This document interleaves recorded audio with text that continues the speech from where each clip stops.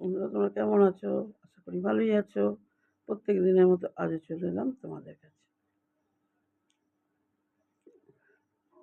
ভগবান শ্রীবিষ্ণু 10 অবতার রূপে পৃথিবীতে অবতীর্ণ হয়েছিলেন।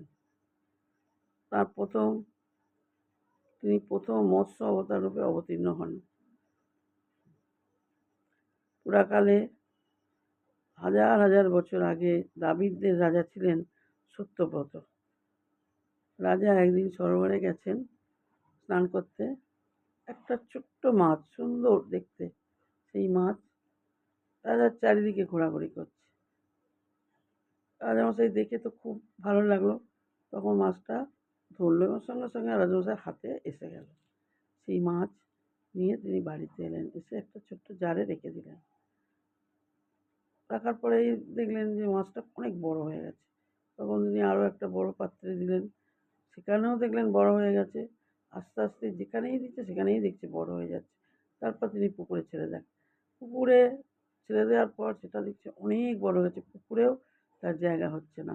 আর সবসময় রাজামশাই মাছটাকে এতই ভালোবেসে ফেলেছে, মাছটাকে দেখতে যায় আর দেখে সেটা আস্তে আস্তে যেন দিনে দিন বেড়েই যাচ্ছে। পুকুর থেকে সরোবরে ছেড়ে দিল, সরোবরেও দেখছে বিরাট বড় হয়ে গেছে। নদীতে ছেড়ে দিল, সেখানেও ছেড়ে দেওয়ার পর দেখছে বিরাট বড় হয়ে গেছে। কিন্তু রাজামশাই প্রত্যেক দিন মাছটাকে দেখতে যেতেন, গিয়ে দেখছে তার আকার দিনের দিন বড়ই হয়ে যাচ্ছে, আজ একরকম কাল একরকম। তারপরে রাজামশাই তখন করলেন, সেই ভাবলেন যে এ তো সাধারণত মাছ নয়, নিশ্চয়ই এনে কোনো অবতার। তখন তার আরাধনা করলেন, তুমি কে? তুমি আমাকে দর্শন দাও। তুমি তো সামান্য মাছ নয়, তুমি নিশ্চয়ই কোনো ঐশ্বরিকগত কোনো ক্ষমতা তোমার মধ্যে আছে, তুমি বলো তুমি কে?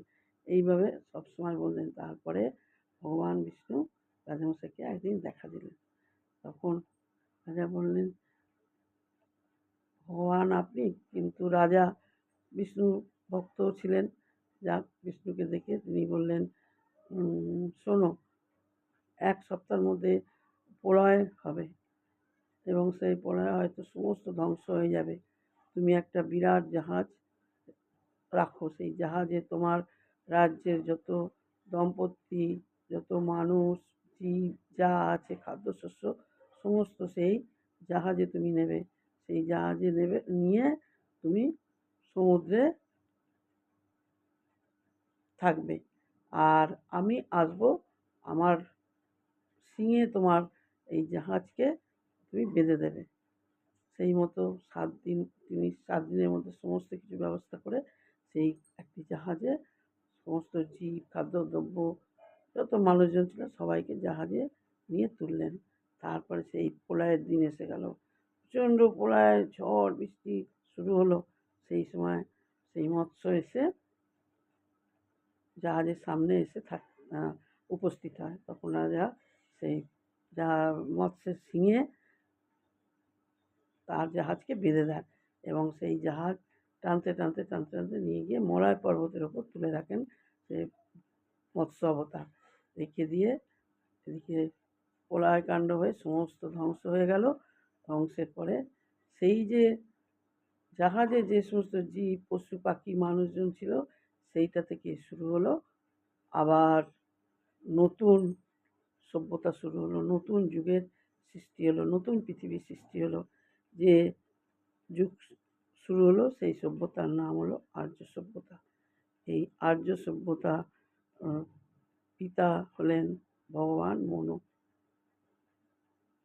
মনুরূপে অবতীর্ণ হলেন। তা থেকেই পৃথিবী আবার নতুন করে সৃষ্টি হলো। তোমাদের কেমন লাগলো তোমরা একটু বলো।